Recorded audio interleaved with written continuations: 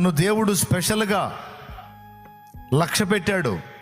నేను అందరిలాంటి వాడిని కాదు, అందరి జీవితం లాంటి జీవితం కాదు నాది ప్రత్యేకించబడిన జీవితం. ఈరోజు నీది కూడా అలాంటి జీవితమే, ప్రత్యేకించబడిన జీవితం. ఇక్కడ కూర్చున్న మీ అందరూ లోకస్తులతో ఈక్వల్ కాదు, లోకస్తులతో సమానం కాదు.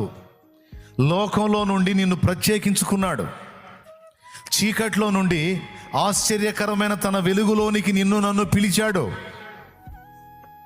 ఏర్పరచబడిన జనాంగంగా, రాజులైన యాజక సమూహంగా నిన్ను నన్ను ఆయన ఏర్పరచుకున్నాడు.